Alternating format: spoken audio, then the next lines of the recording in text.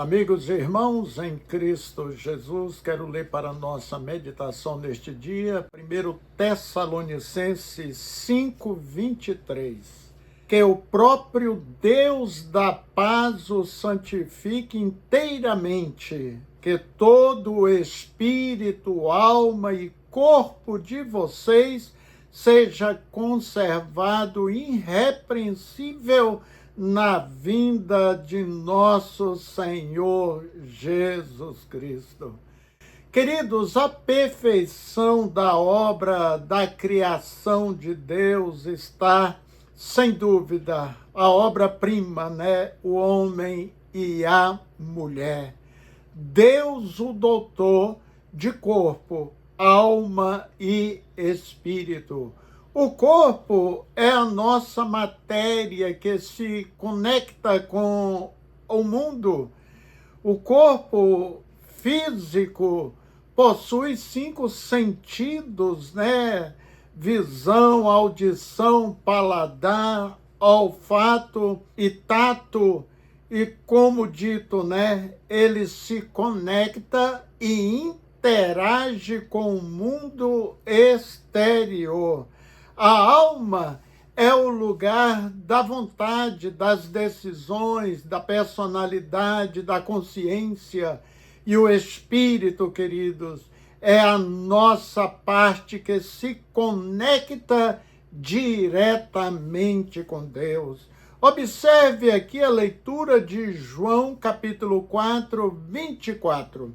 Deus é espírito e importa que o adoram, o adorem em espírito e em verdade.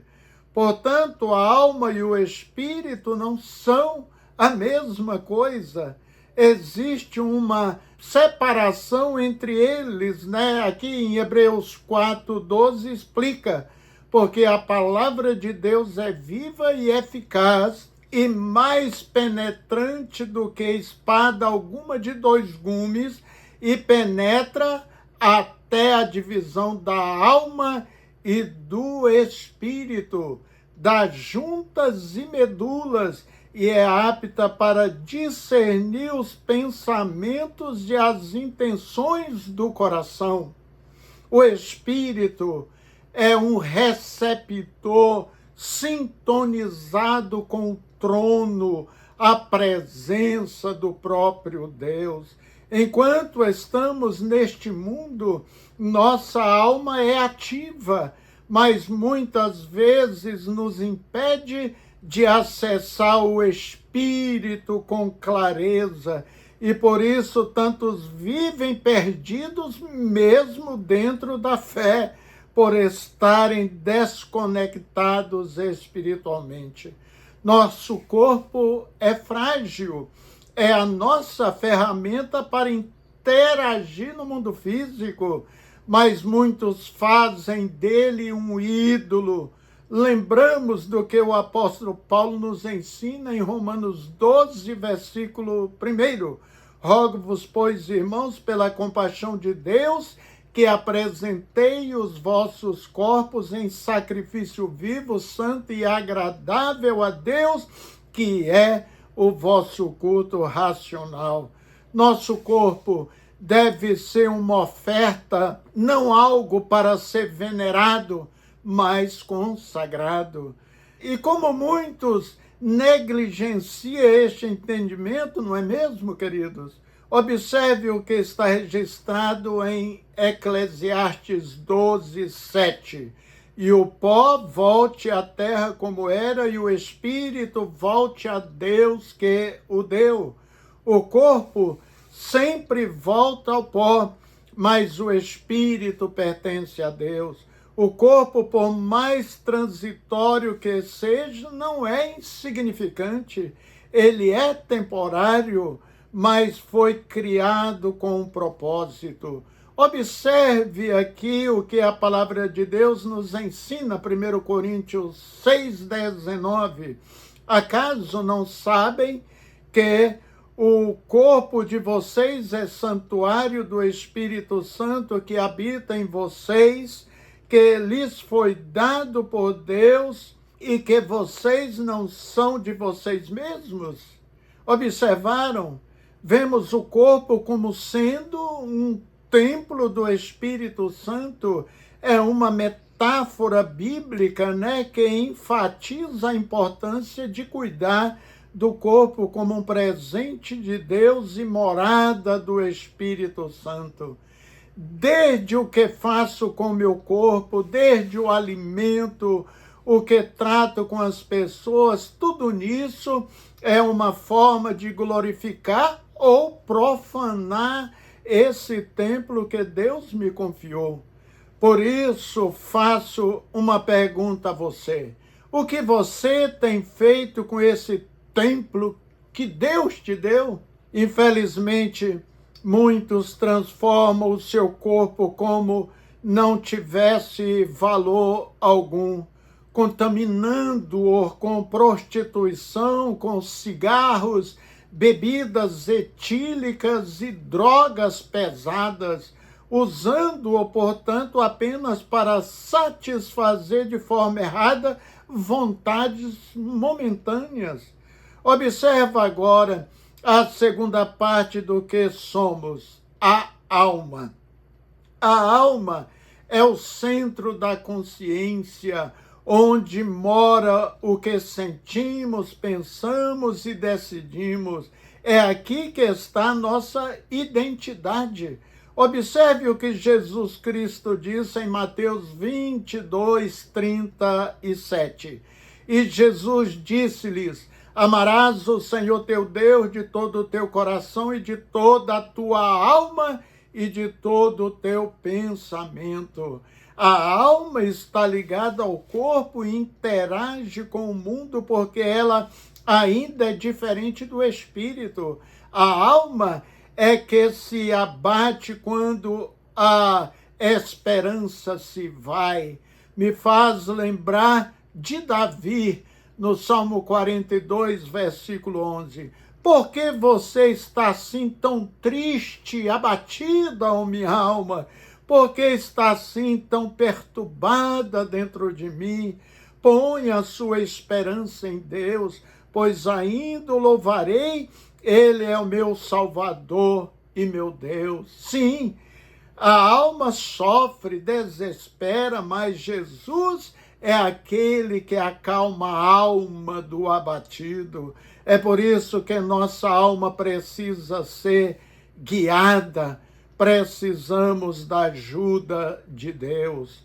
Muitos vivem guiados apenas pela sua alma e jamais se conectaram verdadeiramente com o Espírito que foi feito para ouvir a voz de Deus. Precisamos viver com o Espírito desperto, não adormecido, meus queridos. Em Eclesiastes 12, 7, lemos: e o pó volte à terra como era, e o espírito volte a Deus que o deu. O corpo é temporário, como já disse, né? Ele cumpre o seu propósito aqui e retorna ao pó, mas a alma continua, queridos. Ela não desaparece após a morte, como muitos creem, especialmente os ateus. Ela segue consciente ao seu destino eterno e tudo depende da vida que levamos. Observe as palavras de Jesus em Mateus 16, 26. Pois que aproveita o homem ganhar o mundo inteiro se perder a sua alma? Ou que dará o homem em recompensa da sua alma? Sim, o que valeu tudo aquilo que você correu atrás, que juntou nesta terra, se você não se preocupou com a sua alma, com a vida depois da morte? O peso espiritual de suas escolhas diárias vai fazer toda a diferença depois da sua morte. Bem, agora que você compreende a jornada da alma, agora vem a revelação mais profunda de todas, a natureza do espírito humano, que está em mim, que está em você. Observe a leitura de João 4:24. Deus é Espírito, e importa que os que o adorem em Espírito e em verdade. Fica claro, adoramos a Deus com o nosso espírito. O espírito é a parte mais profunda do nosso ser, nos conecta diretamente a Deus. É o canal pelo qual ouvimos a sua voz, recebemos discernimento e sabedoria. Veja o que está registrado em Jó 32:8. Na verdade, há um espírito no homem, e a inspiração do Todo-Poderoso o faz entendido. A alma e o espírito vivem desconectados enquanto estamos vivos.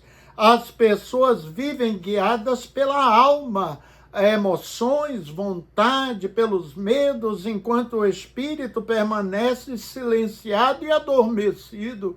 Digo isso na vida de um ímpio, né? Daquele que não tem Deus em sua vida. Só é despertada pela presença viva de Deus, ou seja, quando a pessoa está conectada com Deus. Na vida do ímpio, o espírito está sempre adormecido, evidentemente. O crente deve sempre estar desperto para que seu espírito entre na intimidade com Deus. Quando o corpo morre, a alma se desconecta do mundo físico e se une ao espírito e juntos entram na dimensão eterna. É por isso que devemos estar preparados, pois não há mais como ajudar o coração depois dessa separação. Vamos ler as palavras de Jesus em Lucas 23:46.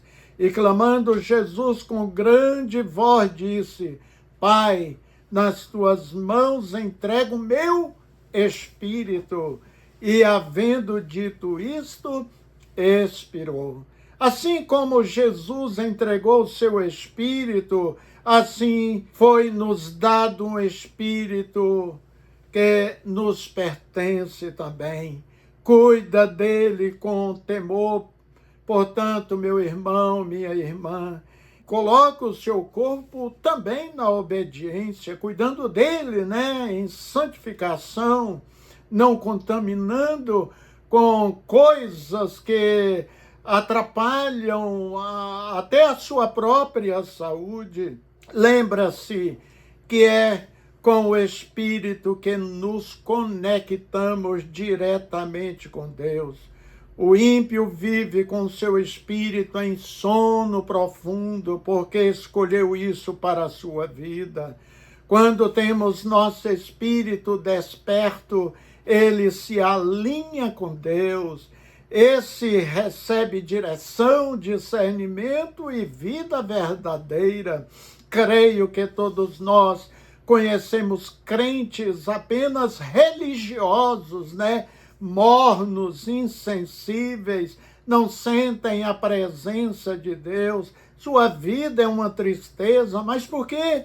Seu espírito ainda não se conectou com Deus. Crentes e não crentes devem estar atentos para o ensino de Jesus sobre Lázaro e rico. Vamos ler? Ora, havia um homem rico e vestia-se de púrpura e de linho finíssimo e vivia todos os dias regalada e esplendidamente. Havia também um certo mendigo chamado Lázaro, que jazia cheio de chagas à porta daquele e desejava alimentar-se com as migalhas que caía da mesa do rico, e os próprios cães vinham lamber-lhe as chagas. E aconteceu que o mendigo morreu e foi levado pelos anjos para o seio de Abraão. E morreu também o rico e foi sepultado. e no inferno ergueu os olhos, estando em tormentos, e viu ao longe Abraão e Lázaro no seu seio. E clamando disse: Pai Abraão, tem misericórdia de mim, manda Lázaro que molhe na água a ponta do seu dedo e me refresque a língua, porque estou atormentado nesta chama. Disse, porém, Abraão: Filho, lembra-te de que recebeste os teus bens em tua vida, e Lázaro somente males. Agora este é consolado e tu atormentado. E além de tudo está posto um grande abismo entre nós e vós, de sorte que os que quiserem passar daqui para vós não poderiam, nem tampouco os de lá passar para cá.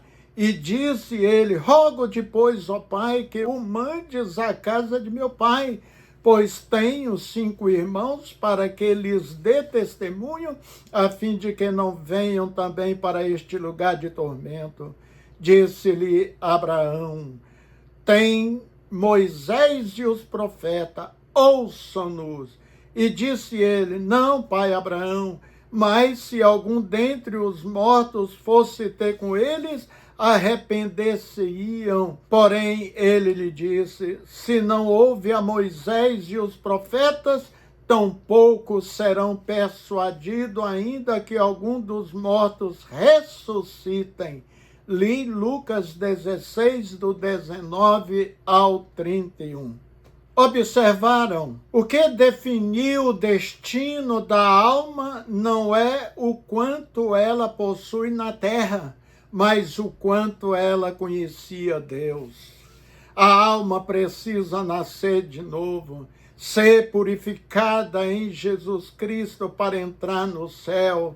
Como este rico citado por Jesus, são milhões de almas presas entre as escolhas erradas e a dureza de coração. Saiba que não é Deus quem os condena, elas que escolheram viver longe da luz. Encerro, querido, com a leitura de Apocalipse 20, dos versos 12 e 13. E vi os mortos, pequenos e grandes, que estavam diante de Deus. E abriram-se os livros, e abriu-se outro livro, que é o da vida. E os mortos foram julgados pelas coisas que estavam escritas nos livros, segundo as suas obras. E deu o mar os mortos que nele havia, e a morte e o inferno deram os mortos que neles haviam. E foram julgados cada um segundo as suas obras. Aqui vemos, querido, a cena do juízo final.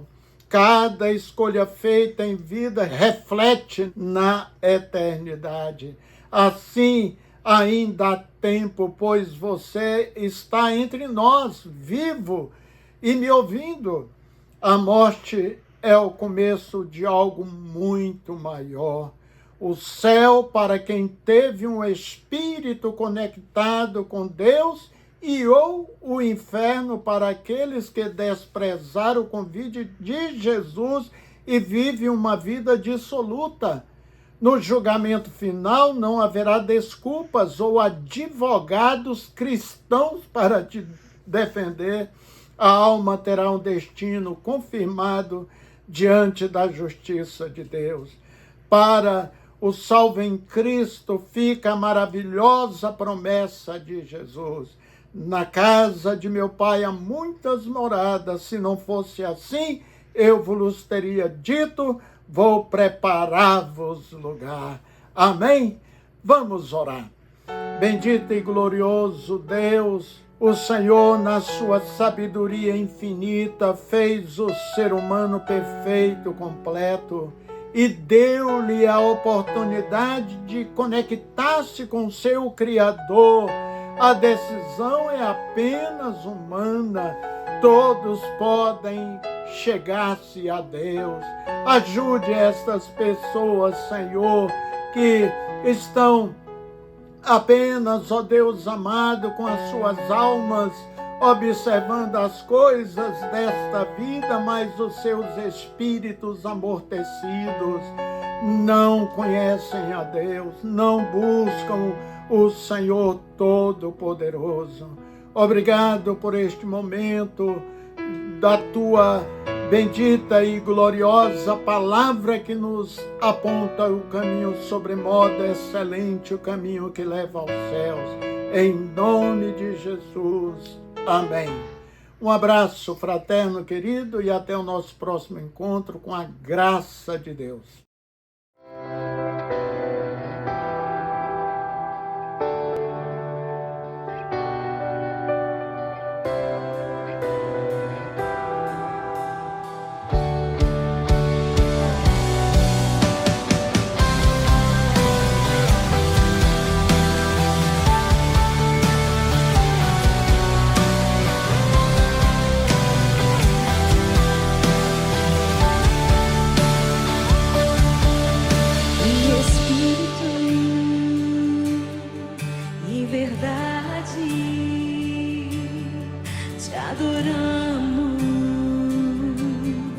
Te adoramos em espírito e verdade. Te adoramos, te adoramos.